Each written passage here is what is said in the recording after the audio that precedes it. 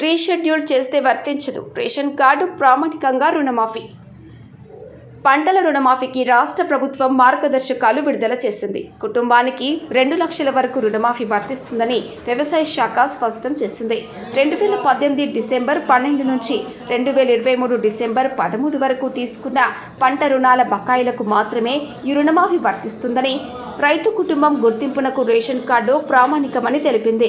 పంట రుణమాఫీ కోసం ప్రత్యేక వెబ్ పోర్టల్ ఏర్పాటు చేయనున్నారు. రుణమాఫీ నగదు నేరుగా లబ్ధిదారుల రుణాల ఖాతాల్లోనే జమ కానుంది. ఆరోహ క్రమంలో రుణమాఫీ సొమ్ము విడుదల చేయనున్నారు. రీషెడ్యూల్ చేస్తే వర్తించదు. ఎస్హెచ్జి, జేఎల్జీ, ఆర్ఎంజీ, ఎల్ఈసీఎస్ రుణాలకు రీషెడ్యూల్ చేసిన రుణాలకు మాఫీ వర్తించదు. రుణమాఫీపై రైతుల సందేహాలు తీర్చేందుకు ప్రత్యేక విభాగం ఏర్పాటు చేయనున్నట్లు ప్రభుత్వం పేర్కొంది. రైతు సమస్యలు ఉంటే 30 రోజుల్లో పరిష్కరించాలని సంబంధిత అధికారులకు ఆదేశాలు జారీ చేసింది. వివరాలకు వెబ్ పోర్టల్ లేదా మండల సహాయ కేంద్రాలను సంప్రదించవచ్చునని ప్రభుత్వం తెలిపింది. ఎంతో ప్రతిష్టాత్మకంగా తీసుకున్నటువంటి రైతు భరోసా సంబంధించిన రైతుల అభిప్రాయాల సేకరణ సంబంధించి వరంగల్లో జరిగినటువంటి ఈ సభలో రైతులు అనేక మంది వారి ఆలోచనల్ని సభకు పంచుకున్నారు. రకరకాల అభిప్రాయాలు చెప్పారు. ఆ అభిప్రాయాలన్నింటినీ కూడా క్రోడీకరించి ఈ జిల్లాతో పాటు మిగతా జిల్లాల నుంచి వచ్చినటువంటి అభిప్రాయాలను కూడా క్రోడీకరించి అన్నింటినీ చట్టసభలో, శాసనసభలో చర్చ పెడతాం. అంతిమంగా ప్రజలు చెప్పిన దాన్ని ఆ పైన సభలో అన్ని రాజకీయ పార్టీలు చర్చించి తీసుకున్నటువంటి నిర్ణయాలనే ఈ ప్రభుత్వం అమలు చేస్తుంది. ప్రభుత్వం చాలా స్పష్టంగా ఓపెన్ మైండ్తో ఉంది. ఈ పంచే మేము ఇచ్చేటువంటి ఈ సొమ్ము రైతు భరోసా పేరు మీద ప్రతి సంవత్సరం మేము ఇచ్చేటువంటి ఈ భరోసా సంబంధించినటువంటి డబ్బులు ప్రజల డబ్బులు. అది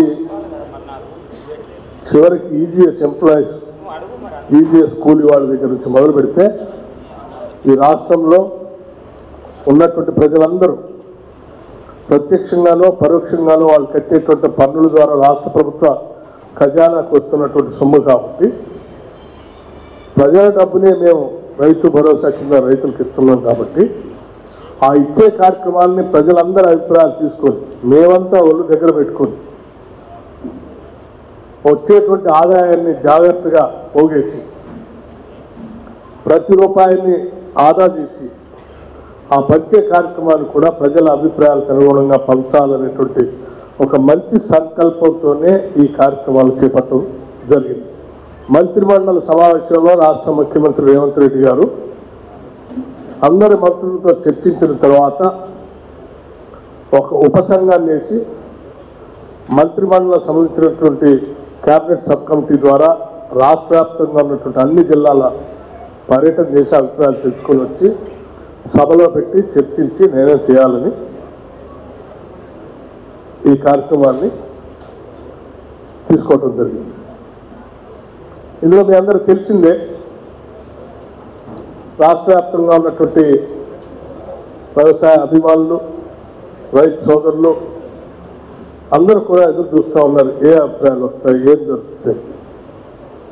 వాటన్నిటినీ మేము 4 గోడల మధ్యలో చర్చించి నిర్ణయాలు చేయదలుచుకోలేదు. ప్రజల సమక్షంలో వారి అభిప్రాయాలనే అంతిమంగా గవర్నమెంట్ జీవోగా రాబోతుంది.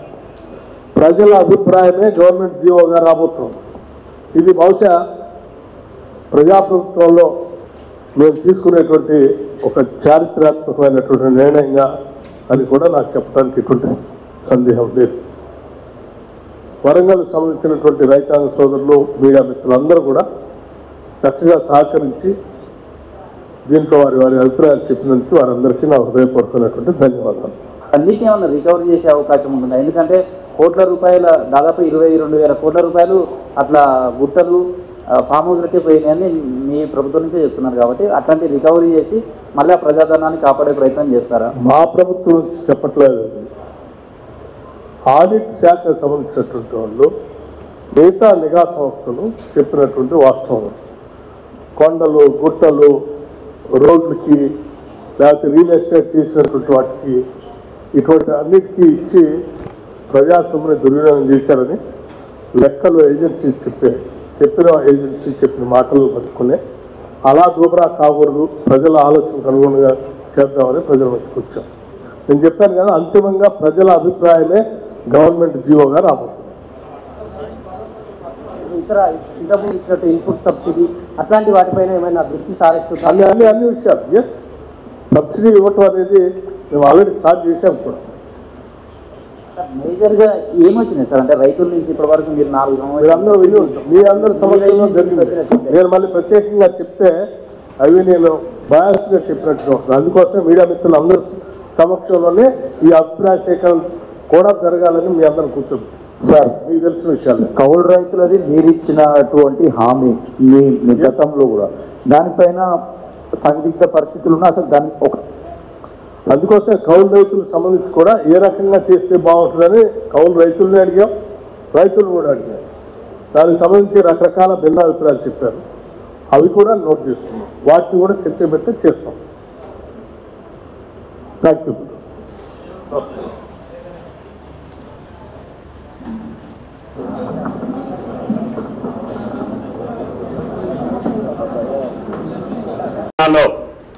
అత్యధిక ప్రాధాన్యత కలిగినటువంటి వ్యవసాయానికి ప్రాధాన్యత ఇవ్వాలని గౌరవనీయులు శ్రీమతి సోనియా గాంధీ గారు, రాహుల్ గాంధీ గారు, ఖర్గే గారు వచ్చినటువంటి అనేక సందర్భాల్లో, అనేక సమావేశాల్లో ఇదే వరంగల్లో డిక్లరేషన్ కూడా ఇచ్చారు.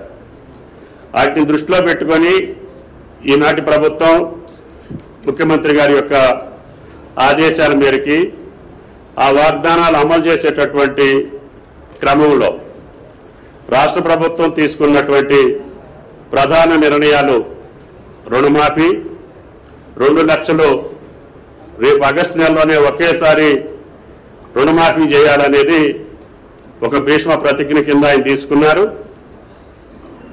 పేదోళ్ళు, ఈ రాష్ట్ర ప్రజలు ఏదైతే వివిధ రూపాల్లో కడుతున్న ప్రతి రూపాయిని